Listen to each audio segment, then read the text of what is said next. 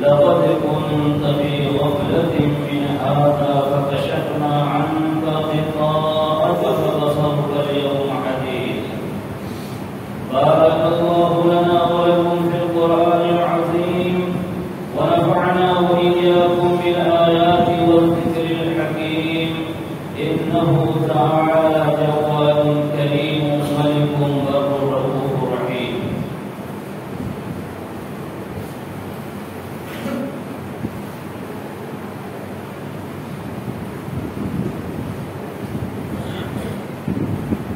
إن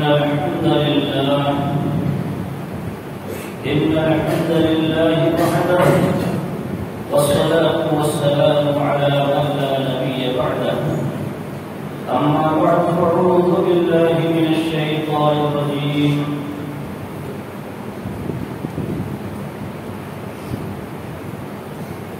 ومن آياته أن خلق لكم من أنفسكم أزواجا لتسكنوا إليها وجعل بينكم مودة ورحمة إن في ذلك لآيات لقوم يتفكرون.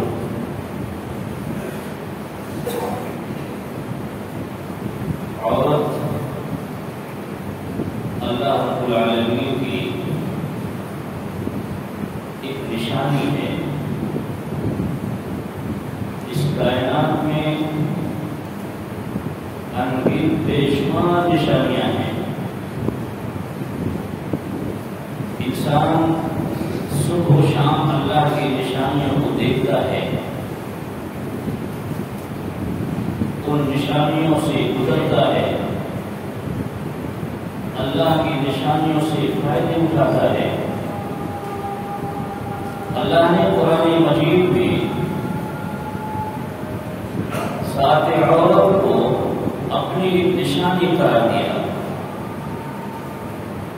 کہا وَمِنْ آیَاتِهِ أَنْ خَلَقَ لَكُم مِّنْ أَنفُسِكُمْ أَزْوَاجًا. یہ اللہ رب العالمین کی نشانیوں میں سے ہے کہ اللہ نے تمہارے اندر سے، تمہارے نفس سے، تمہاری ذات سے تمہارا جوڑا بنایا، جوڑا پیدا کیا. لِتَسْكُنُوا إِلَيْهَا، تاکہ تم اس سے تسکین حاصل کرو. وَجَعَلَ بَيْنَكُمْ مَوَدَّةً وَرَحْمَةً، اور اللہ نے تمہارے درمیان مودۃ ورحمہ، پیار، محبت اور رحمت پیدا کر دیا. إِنَّ فِي ذَلِكَ لَآيَاتٍ لِقَوْمٍ يَتَفَكَّرُونَ. یقیناً اس میں بے شمار نشانیاں ہیں غور و فکر کرنے والوں کے لیے. جو لوگ غور و فکر کرتے ہیں ان کی نشانیاں ہوتی ہیں. جو لوگ اللہ کی نشانیوں میں اپنے دماغ کا استعمال کرتے ہیں، سوچتے ہیں، غور کرتے ہیں، فکر کرتے ہیں، ان کے لیے نشانیاں، ان میں نشانیاں ہیں. لیکن جو لوگ ایسے ہی گزر جاتے ہیں، جو کسی چیز پر غور و فکر نہیں کرتے، اتنا بڑا سورج بھی اس سے کوئی فائدہ نہیں پہنچا سکتا ہے. وہ اس کے لیے اللہ کی نشانی نہیں بن سکتا ہے. لیکن جو لوگ غور و فکر کرتے ہیں، چھوٹی چھوٹی چیزیں اللہ کی اس کے لیے نشانی بن جاتی ہے. عورت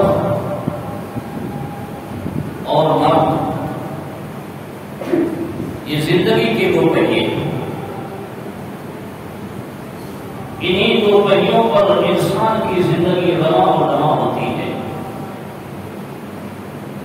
اگر اس میں ایک پہیا، ایک دل کمزور پڑ جائے، بیمار ہو جائے، ٹوٹ جائے، تو زندگی کی رفتار ٹھہر جاتی ہو جاتی ہے. وہ سفر مکمل نہیں ہو سکتا. اس لیے دونوں کو چاہیے اپنی اپنی اپنی ذمہ داری کو سمجھیں، دونوں اپنی ذمہ داری کو سمجھ کر ایک دوسرے کے ساتھ رہنے کی کوشش کریں۔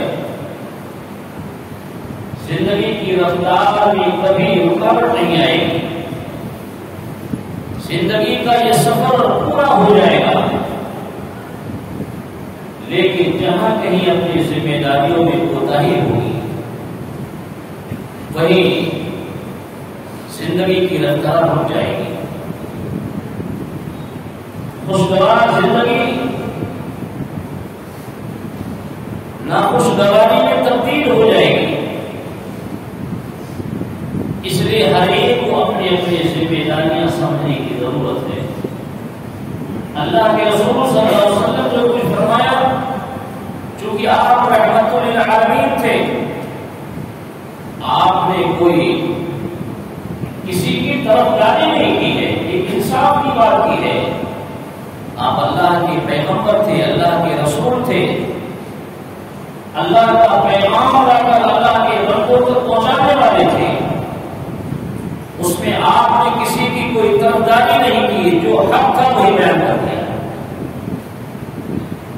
شوہر کے یہ حقوق ہیں، بیوی کے یہ حقوق ہیں، بیٹیوں کے یہ حقوق ہیں، ماں باپ کے یہ حقوق ہیں، پڑوسیوں کے یہ حقوق ہیں۔ ایک مسلمان کا دوسرے مسلمان پر یہ حق ہے، جو انصاف تھا، حق تھا، وہی آپ نے بیان کر دیا۔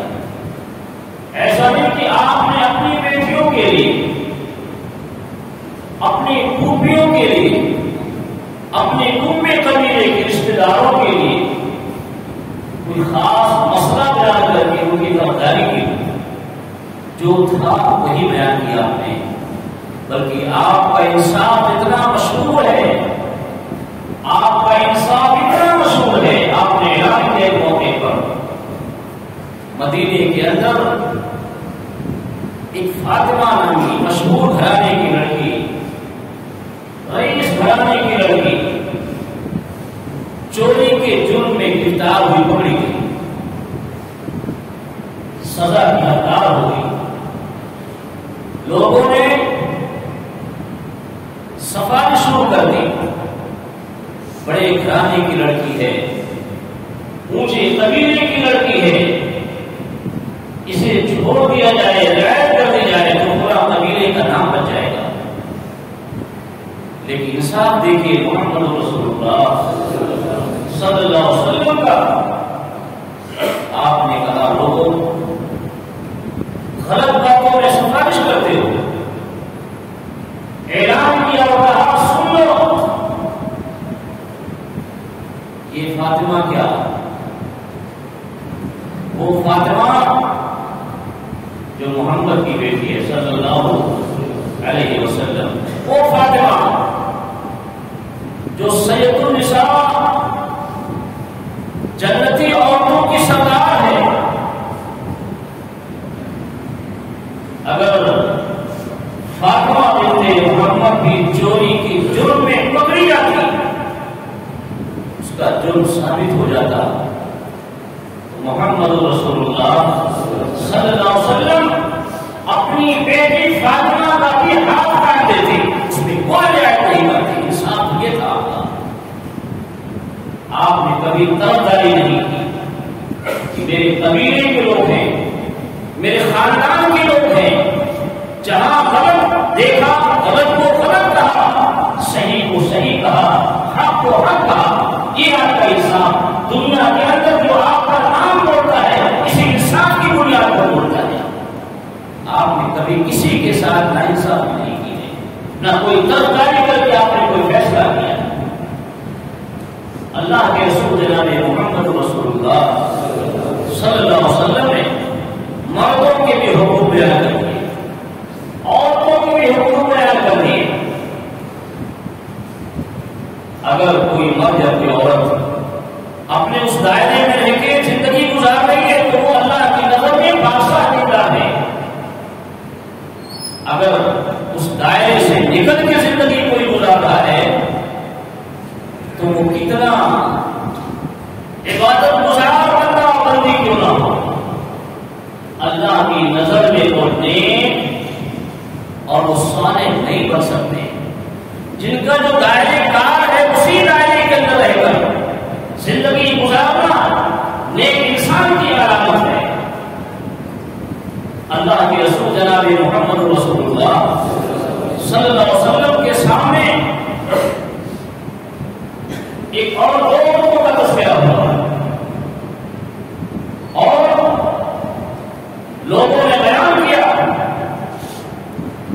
عن ابي هريره رضي الله عنه قال قيل للنبي صلى الله عليه وسلم يا رسول الله. راوی حدیث کی راوی سیدنا ابو ہریرہ رضی اللہ عنہ. سیدنا ابو ہریرہ رضی اللہ عنہ نے کہا کہ اللہ کے نبی صلی اللہ علیہ وسلم سے سوال کیا گیا, اے اللہ کے رسول صلی اللہ علیہ وسلم, ان فلانۃ تقوم اللیل وتصوم النہار وتفعل وتصدق. اے اللہ کے رسول صلی اللہ علیہ وسلم, ایک عورت ہے, دائرے کار دیکھیے, ہر ایک کی ذمہ داری ہے, ہر ایک کا ادارہ ٹھیک کیا گیا ہے. اس دائرے میں رہ کر جو آدمی عبادت کرے گا, جو مرد یا عورت نیک کام کرے گی, ان کے اس نیک کام کو نیک کام کہا جائے گا. اگر اس دائرے سے نکل کر کوئی کام کرے گی, وہ نیک کام کبھی بھی نیک کام نہیں ہو سکتا ہے. اس کی مثال میں آپ آج جمعہ پڑھنے کے آپ یہاں بیٹھے ہوں گے, لیکن اگر کوئی شخص, کوئی امام یہ سوچے جمعہ کی نماز بڑی اہم نماز ہے, عبادت کی چیز ہے, مومنوں کے فرض کر دیا اللہ رب العالمین نے, ہم جمعہ کی نماز 4 رکعت کیوں نہ پڑھ لیں؟ لائن دائرہ کیا کھینچا, جمعہ کی نماز 2 رکعت فرض ہے, عبادت سمجھ کے وہ دائرے سے نکل کر کوئی شخص سے سوچے آج 4 رکعت نماز پڑھا دیں امام صاحب, یا ہم لوگ 4 رکعت نماز پڑھ لیں, کیا اس کی وہ 4 رکعت نماز عبادت میں شمار ہوگی یا اسے نیکی سمجھا جائے گا؟ قطعاً نہیں. دائرے سے نکل کر کے وہ کام کرتا ہے, گرچہ وہ نیک کام ہوتا ہے. ایسے کوئی بھی عمل جس کا اللہ اس کے رسول نے دائرہ ٹھیک کیا ہے, اسی دائرے میں لے کر جو کام انسان کرے گا, وہی وہ انسان اس کا وہ عمل نیک عمل کہلائے گا. اگر اس سے باہر نکل کے کرے گا وہ عمل نیک نہیں کہلائے گا. ایک واقعہ موقع ہے, عید الفطر کا زمانہ ہے. عید کے دن سیدنا علی بن طالب رضی اللہ عنہ کی خلافت کا زمانہ. عید کی نماز پڑھنے لوگ آتے اور عیدگاہ میں صرف اور صرف 2 رکعت نماز ہے, 3, 4, 6 رکعت نماز نہیں ہے. اللہ کے نبی صلی اللہ علیہ وسلم کی سنت کے لیے عیدگاہ میں جائیے, 2 رکعت نماز پڑھیے, دعا کیجیے, واپس آ جائیے. ابھی لوگ بیٹھے انتظار کر رہے ہیں جماعت کا, ایک شخص آتا ہے, آ کے وہ نماز کے لیے دیر پا دیتا ہے. سیدنا علی رضی اللہ عنہ اس کو روکتے ہیں. وہ کہتا خلیفۃ المسلمین, میں تو نماز ہی پڑھ رہا ہوں, میں کوئی غلط کام نہیں کر رہا ہوں. سیدنا علی رضی اللہ عنہ نے کہا کہ بندے خدا, جو کام اللہ کے رسول نے نہیں کیا ہے, اگر وہ کام تو کرتا وہ نیک کام کیسے ہو سکتا ہے؟ اللہ کے نبی صلی اللہ علیہ وسلم عیدگاہ میں 2 رکعت نماز پڑھتے تھے, آپ کے صحابہ بھی پڑھتے تھے. تم کون ہوتے ہو کہ آپ سے نماز پڑھنے والے؟ ایک دائرے کار ہے زندگی میں, اس دائرے میں رہ کر جو آدمی عمل کرے گا اس کا وہ عمل نیک عمل کہلائے گا. اس سے جہاں وہ نکلے گا وہ کتنا ہی اس کی نظر میں بہتر ہو, وہ عمل اچھا نہیں کہلا سکتا. اللہ کے رسول صلی اللہ علیہ وسلم سے سوال کیا گیا کہ ایک عورت ہے, ایک عام عورت کی بات ہو رہی ہے, کہ ان فلانۃ تقوم اللیل, رات کو قیام کرتی ہے، لمبی لمبی نمازیں پڑھتی ہے، تہجد کی نماز پڑھتی ہے، یہاں تو فرض بھی ادا نہیں ہو پاتا لوگوں سے، وہ عورت تہجد کی نماز پڑھتی ہے، قیام اللیل کرتی ہے، وہ تصوم النہار، رات کو قیام کرتی ہے، دن میں روزہ رکھتی ہے، اور وتفعل وتصدق، اور ایسا ایسا عمل کرتی ہے، سب کا خیرات بھی خوب کرتی ہے، وتؤذي جيرانها بلسانها، لیکن اس کا ایک دوسرا عمل کیا ہے؟ وہ اپنے پڑوسیوں کو اپنی زبان سے تکلیف دیتی ہے، اپنے پڑوسیوں کو اپنی زبان سے تکلیف دیتی ہے، رات کو قیام کرتی ہے، دن میں روزہ رکھتی ہے، سب کا خیرات کرتی ہے، اور بھی عبادت کرتی ہے، یہ باتیں کس کام کی ہے؟ چونکہ جو دائرہ کار کیا گیا تھا، جو دائرہ بنایا گیا تھا، اس سے بعد میں ان سے اس کا عمل تھا، اپنے پڑوسیوں کو تنگ کر رہی تھی، اپنے پڑوسیوں کو زبان سے تکلیف دے رہی ہے۔ فقال رسول اللہ صلی اللہ علیہ وسلم لا خیر فیہا ہی من اہل النار، اس میں کوئی خیر نہیں، کوئی بھلائی نہیں، وہ جہنمی عورت ہے۔ رات کا قیام، تہجد، قیام اللیل، دن کا روزہ، سب کا خیرات، سب کا کوئی عمل کام نہیں آیا، کوئی عمل کام نہیں آیا، اب وہ جہنمی عورت ہے جو اپنے پڑوسی کو اپنے زبان سے تکلیف دے دے۔ اور دوسرا تذکرہ ہوا وہ فلانۃ تصلی المکتوبہ، ایک عورت صرف فرض نماز پڑھتی ہے، مختصر نماز پڑھ لیتی ہے، جو نمازیں فرض ہے اس کا اہتمام کرتی ہے، نفل کا اتنا اہتمام نہیں کر پاتی، بس تصلی المکتوبہ تصدق باسوار من العبد باسباب، پنیر کے ٹکڑے کے برابر سب کا خیال، معمولی سب کا خیال کر دیتی ہے۔ پہلی ہوتی تھی بہت سب کا خیال کرنے والی تھی، لیکن اس کا معاملہ یہ ہے کہ معمولی بس فرض نمازیں پڑھتی ہے اور معمولی سب کا خیال کر دیتی ہے، لیکن وہ کسی کو اپنی زبان سے تکلیف نہیں دیتی ہے، اپنی زبان پر کنٹرول کرتی ہے۔ اللہ کے نبی نے کہا ہی من اہل الجنہ، یہ جنتی عورت ہے، عمل گرچہ کم ہے لیکن اخلاق اس کے بڑے بلند ہیں، اخلاق اونچے ہیں، زبان پہ کنٹرول کر کے کسی کو تکلیف دینے کی ضرورت نہیں کرتی ہے، کسی کو نقصان نہیں پہنچاتی ہے۔ یہ اللہ کے رسول صلی اللہ علیہ وسلم نے اس عورت کے بارے میں کہا یہ اپنے اہل الجنہ، وہ جنتی عورت ہے، اور پہلی عورت جہنمی، تو دائرہ کار سے نکل چکی، زبان پہ کنٹرول نہیں ہے، بہت ساری باتیں کرتی ہے، لیکن زبان کی وجہ سے وہ مار کھا کے جہنمی ہو گئی ہے۔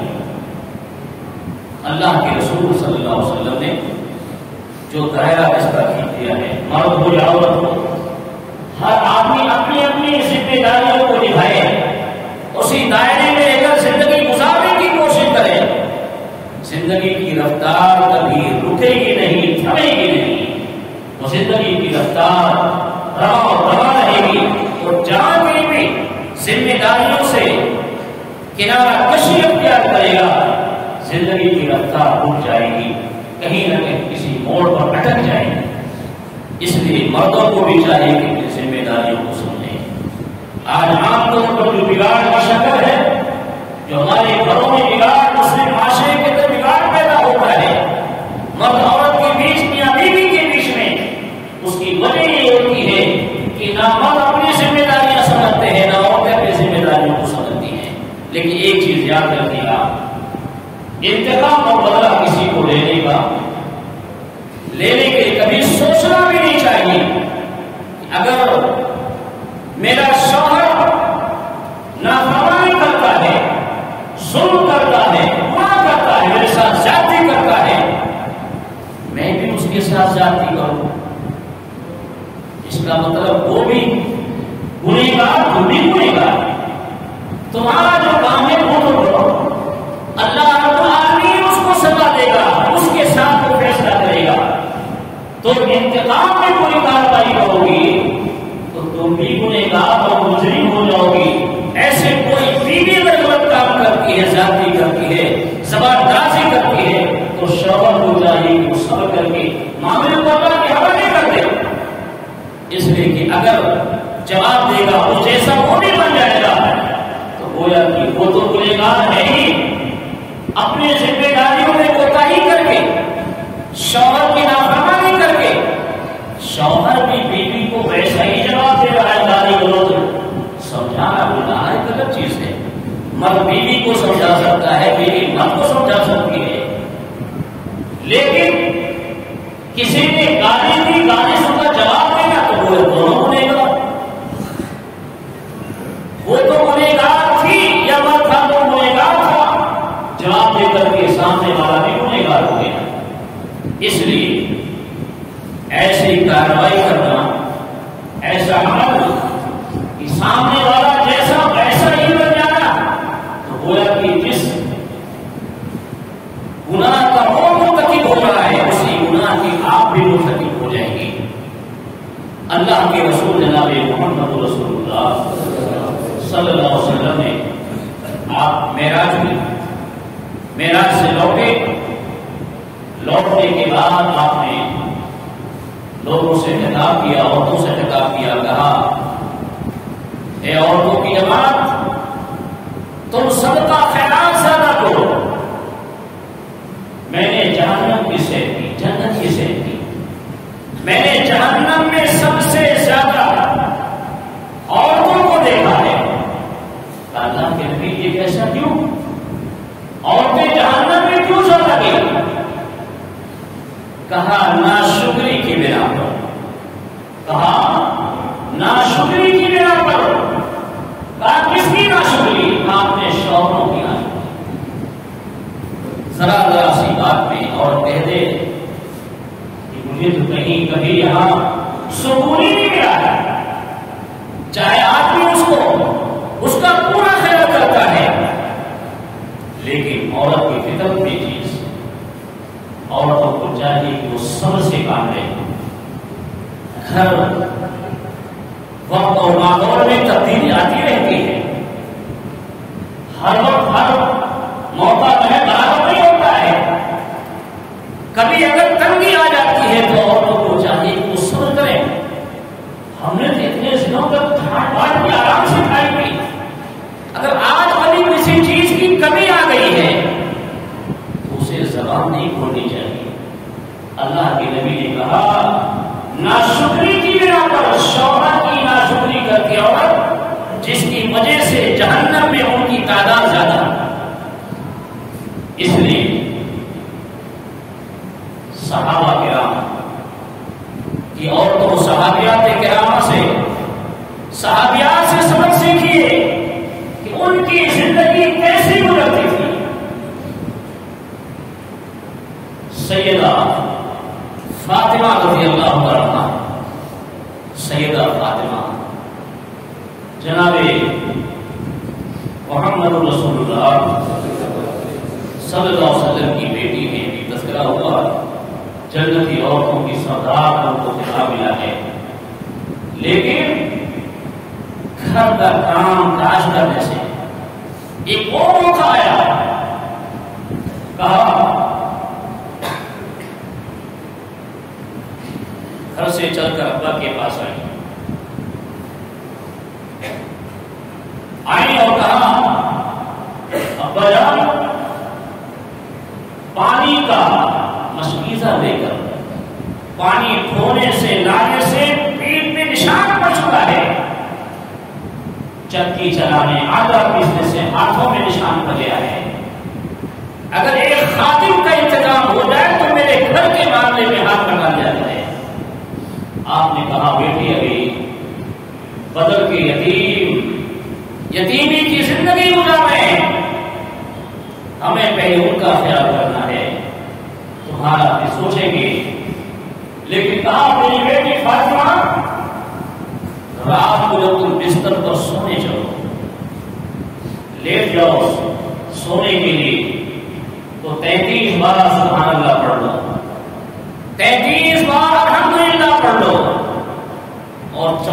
بار اللہ اکبر پڑھ لو، یہ تسبیح پڑھ کے سو جایا کرو۔ وہ یہ تسبیح ایک خادم سے بہتر ثابت ہوگی۔ تمہیں جو سکون اس تسبیح کے پڑھنے سے ملے گا، جو تمہیں راحت ملے گی، سکون ملے گا، اس خادم سے بھی وہ سکون، تسبیح اور جو ہے آرام نہیں مل سکتا ہے۔ اللہ کے رسول صلی اللہ علیہ وسلم کی بیٹی گھر کا کام کاج کر رہی ہے اور دیگر صحابیات کا معاملہ ہے، اپنے شوہر کی اونٹ اور گھوڑوں کو دانا دینا، چارہ دینا، گھر کا کام کاج کرنا۔ اما عائشہ خود روٹی پکاتی ہیں، آپ کی بیویاں کھانا پکاتی تھی، کھانا پیش کرتی تھی، گھر کا کام کاج عائشہ خود کہتی، اللہ کے رسول صلی اللہ علیہ وسلم خود ہمارے گھریلو معاملے میں ہاتھ ہٹا دیا کرتے تھے، کبھی جھاڑو لگا دیتے، کبھی کچھ اور کام کر دیتے، اپنے جوتے اپنے ہاتھوں سے کام لیے سی لیا کرتے تھے، اپنے کپڑوں میں پیپر لگا لیا کرتے تھے، یعنی خود، لیکن عورتیں بھی کرتی تھی، ایسا نہیں تھا۔ ایک موقع پر اللہ کے رسول صلی اللہ علیہ وسلم نے اپنی خادمہ بریرہ سے کہا، بریرہ عائشہ کے بعد تمہارا کیا خیال ہے؟ اللہ کے نبی صلی اللہ علیہ وسلم عائشہ میں کوئی عیب نہیں، بس اتنی ہے کہ عمر کم ہے، آٹا گوندھ کر کے رکھ دیتی ہے، سو جاتی ہے، بکری آ کے آٹا کھا جاتی ہے، باقی عورتوں کے اندر کوئی کمی نہیں، کوئی خرابی نہیں، آٹا گوندھ کے رکھ دیتی ہیں، بکری کھا جاتی ہے، سو جاتی ہے۔ تو آٹا گوندھتی تھی، کام کاج بھی کرتی تھی عورتیں، لیکن اس لیے کرتی تھی کہ میں اپنے شوہروں کی خدمت کر رہی ہوں، شوہر کے جو حقوق ہیں، شوہر کی جو حق ہیں، بہت ہی عظیم ہیں۔ آج کل عورتیں شوہروں کی جس قدر ناقدری کرتی ہیں اور جس قدر زبان درازی کرتی ہیں، انہیں اپنی آخرت کی فکر کرنی چاہیے۔ جیسے وہ عورت رات میں نماز پڑھتی ہے، دن میں روزہ رکھتی ہے، صدقہ خیرات کرتی ہے، دیگر عبادات کرتی ہے، لیکن زبان پہ کنٹرول نہیں، پڑوسی کو تکلیف دیتی۔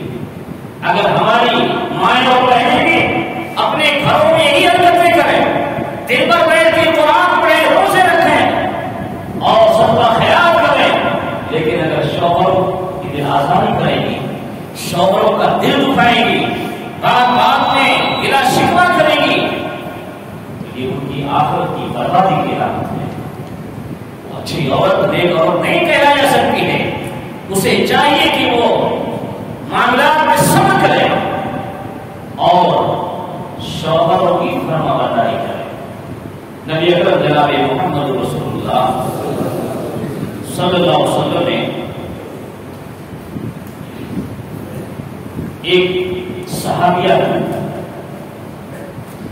ان کے شوہر صفوان بن معطل رضی اللہ عنہ، صفوان معطل، ان کی بیوی آئی، اے اللہ کے رسول صلی اللہ علیہ وسلم، میں نماز پڑھتی ہوں تو میرا شوہر مجھے مارتا ہے، اللہ کے نبی میں روزہ رکھوں تو میرا شوہر مجھے مارتا ہے، اور خود ہی صبح سورج نکلنے کے بعد ان کے فجر کی نماز پڑھتا ہے، اپنی کبھی نہیں دیکھتا ہے۔ صفوان شوہر موجود ہے، سامنے شکایت ہو رہی ہے، کہا صفوان کیا معاملہ ہے؟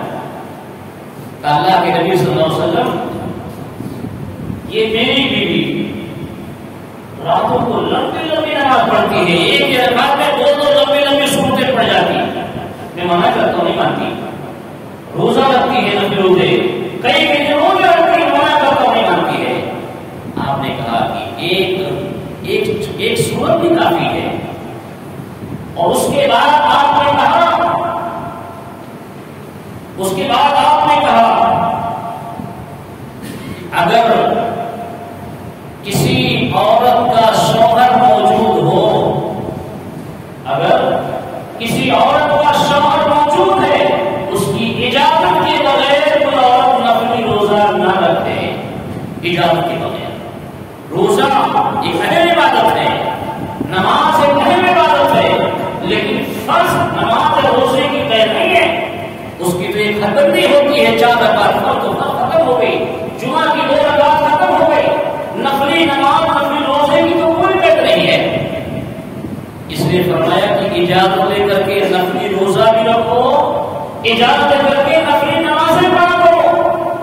اپنے شوہر کی اجازت کے بغیر اپنے آپ کو اتنی بڑی عابدہ زاہدہ مت سمجھا کرو. ہمارا شوہر موجود اس اجازت وہ اجازت دے. یہاں تک کہ اللہ کے رسول جناب محمد رسول اللہ صلی اللہ علیہ وسلم نے فرمایا عورتیں اگر مسجدوں میں نماز پڑھ جایا کریں، مسجدوں میں نماز ہر نماز ادائیگی کے لیے اگر جانا چاہیں انہیں چاہیے کہ اپنے شوہروں سے اجازت لے لیا کریں. ایسے ہی نماز پڑھ کے اپنی آگے چلنا نہ چل دیا کریں. اجازت لے اپنے شوہروں سے کہ کیا میں نماز پڑھنے جا سکتی ہوں. اگر شوہر اجازت دے تو جائے، نہ دے تو ان کا گھر بہتر کے لیے. شوہر کی اتنی فضیلت اور اہمیت ہے، لیکن ایسا نہیں ہے کہ مرد کی کوئی ذمہ داری نہیں. کوئی شرط کیوں موقع پر شوہر کی اتنی جو ہے فضیلت، اللہ کی نظر میں شوہر کا یہ مقام ہے. حضرت محمد رسول اللہ صلی اللہ علیہ وسلم نے فرمایا اذا صلت المرأة خمسها. ایک نیک عورت، ایک عورت کی کہ جنت میں جانے کا ایک معمولی سا بتلا دیا اللہ کے رسول صلی اللہ علیہ وسلم نے.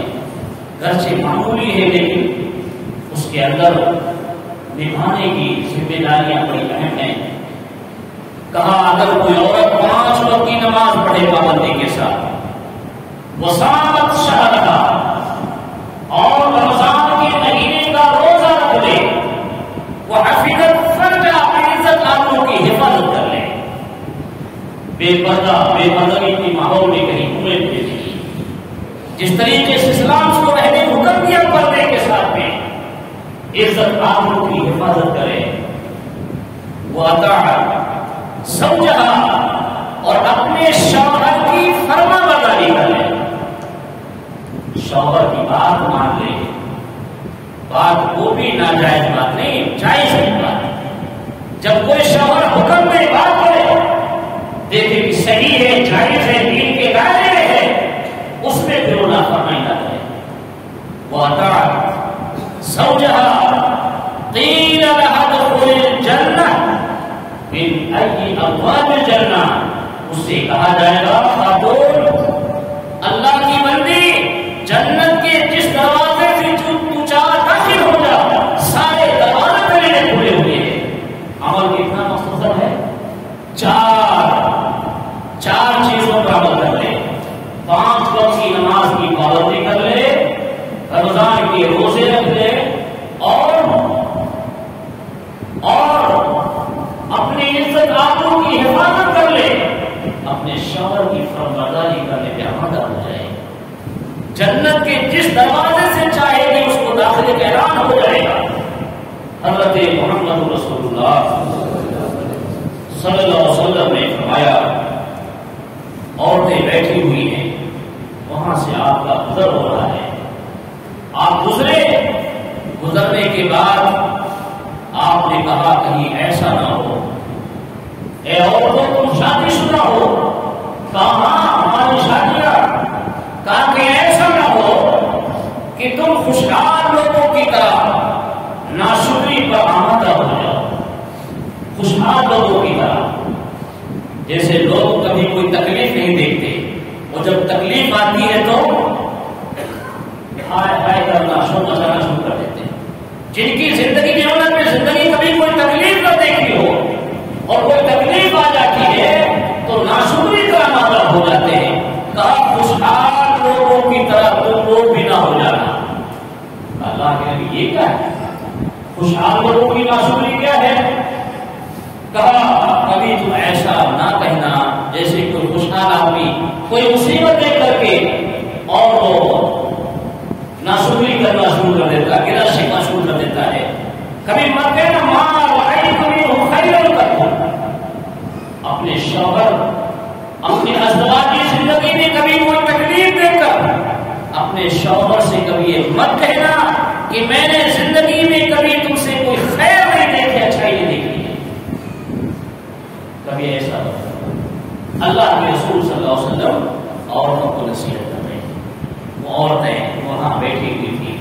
جناب محمد رسول اللہ صلی اللہ علیہ وسلم نے مردوں کی حقوق جو بیان کیے ہیں، عورتیں سنیں گی تو کہیں گے کوئی طرفداری کی بات ہے، لیکن طرفداری نہیں ہے کہ اللہ کے رسول صلی اللہ علیہ وسلم کی بیٹیاں نہیں تھی، آپ کی خوبیاں نہیں تھی، آپ کے اور رشتے دار نہیں تھے، سب تھے۔ طرفداری کی بات نہیں، جو حق تھا کہ شوہر کے یہ حقوق ہیں، عورت کے یہ حقوق ہیں، ہر ایک کو اپنا اپنا حق ادا کرنا ہے۔ نبی اکرم جناب محمد رسول اللہ صلی اللہ علیہ وسلم نے عورت کے تعلق سے ایک حدیث بیان فرمائی، عن معاذ بن جبل رضی اللہ عنہ قال انه لما رجع من اليمن، معاذ بن جبل کو اللہ کے رسول صلی اللہ علیہ وسلم نے یمن کی طرف بھیجا تھا کسی کام کے لیے۔ جب وہ یمن سے لوٹ کر آئے کہا یا رسول اللہ، میں اللہ کے رسول صلی اللہ علیہ وسلم رأیت رجالا بالیمن، میں نے یمن میں آدمیوں کو دیکھا ہے، یسجد بعضهم لبعض، ایک آدمی دوسرے آدمی کو سجدہ کرتا ہے، ایک شخص دوسرے شخص کو سجدہ کرتا ہے، اپنے بادشاہوں کو سجدہ کرتے ہیں، اپنے امیروں کو سجدہ کرتے ہیں اور اپنے بڑوں کو سجدہ کرتے ہیں۔ تو کہا کہ افلا نسجد لک، کیا آپ اس قابل نہیں کہ ہم آپ کو سجدہ کریں، ہم آپ کی تعظیم میں سجدے میں گر جایا کریں؟ اللہ کے رسول جناب محمد رسول اللہ صلی اللہ علیہ وسلم نے فرمایا، کہا لو کنت آمر بشرا یسجد لبشر، اگر میں کسی آدمی کو، کسی شخص کو دوسرے آدمی کو سجدہ کرنے حکم دیتا، اگر کسی شخص کو دوسرے شخص کو سجدہ کرنے کو حکم دیتا تو میں لأمرت المرأة أن تسجد لزوجها، میں عورتوں کو حکم دیتا کہ وہ اپنے شوہروں کو سجدہ کیا کریں، لیکن اسلام میں اس اللہ کے سوا کسی کے لیے سجدہ روا ہی نہیں ہے، وہ کرنے مکمل ہے۔ گرچہ میں نبی ہوں، نبی برحق ہوں، لیکن میں اس بات کی اجازت نہیں دے سکتا کہ لوگ مجھے سجدہ کریں۔ اگر میں سجدہ کرنے کی اجازت لوگوں کو دیتا تو حکم دیتا کہ عورتیں اپنے شوہروں کو جو سجدہ کیا کریں، کہ ان کی جو حق ہے، ان کی جو فضیلت ہے، ان کا جو رتبہ ہے، ان کا جو مقام ہے۔ اور بہت سے فضائل ہیں مردوں کے، انشاءاللہ کسی اور موقع پر عورتیں اپنے حقوق کو سمجھنے کی کوشش کریں، شوہروں کی عزت کریں، ان کا ادب احترام کریں، اور مردوں کو بھی سکھایا جائے گا مردوں کی جو ذمہ داریاں ہیں، اگر وہ اپنی ذمہ داریوں کو نہیں نبھائیں گے اللہ کی پکڑ سے وہ بھی نہیں بچ پائیں گے۔ اس لیے ہر ایک کو چاہیے کہ اپنی اپنی ذمہ داری کو سمجھنے، سیکھنے اور اس کو نبھانے کی کوشش کرے، تاکہ زندگی کی رفتار انسان کی چلتی رہے، کہیں اس کے راستے میں کوئی رکاوٹ نہ آئے۔